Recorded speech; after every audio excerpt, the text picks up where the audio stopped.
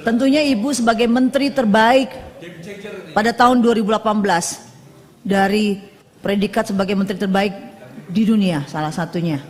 Namun seiring berjalannya waktu, harapan kami perlahan seperti dipudarkan dengan mulai terungkap berbagai masalah.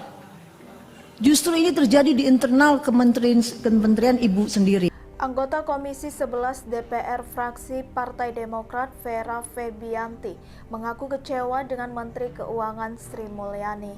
Sosok yang dianggap menjadi menteri terbaik di dunia ini justru lama-lama membuat Vera tak percaya. Pasalnya, orang-orang yang ada di lingkungan Kementerian Kemenku justru menunjukkan gaya hedon dan mencederai perekonomian Indonesia.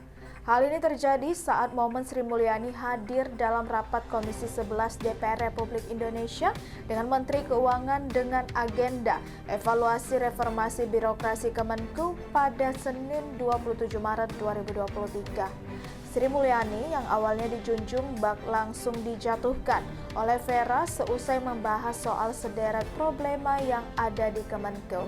Ikuti terus berita menarik lainnya. Jangan lupa like dan share seluruh akun Tribun Medan.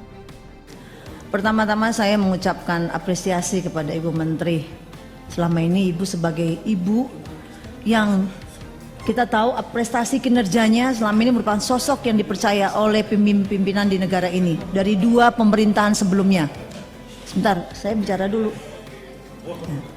Tentunya Ibu sebagai menteri terbaik pada tahun 2018 dari predikat sebagai menteri terbaik di dunia salah satunya.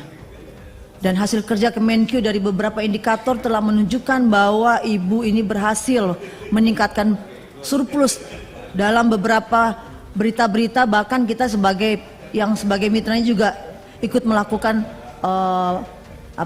berbahas bersama-sama dengan Ibu Menteri mengenai bagaimana surplus itu bisa terjadi di bawah kepemimpinan Ibu Menteri Keuangan. Berbagai kebijakan yang sudah kita lakukan bersama-sama di dalam 3 tahun terakhir mengenai reformasi keuangan, agar mereformasi keuangan perekonomian ini semakin membaik dengan adanya dibentuk undang-undang, teks amnesti, KUP, HKPD, P2SK dan peraturan lain-lainnya. Jadi Ibu Menteri ini sudah diberikan super power terhadap beberapa undang-undang yang sudah dilahirkan di Komisi 11. Namun seiring berjalannya waktu, harapan kami perlahan seperti dipudarkan dengan mulai terungkap berbagai masalah.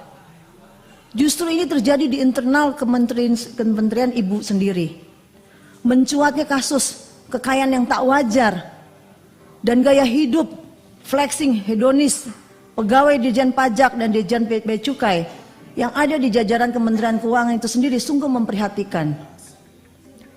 Miris kasusnya terbongkar di saat ekonomi Indonesia baru memulih setelah dihantam pandemi COVID-19 selama 3 tahun terakhir ini.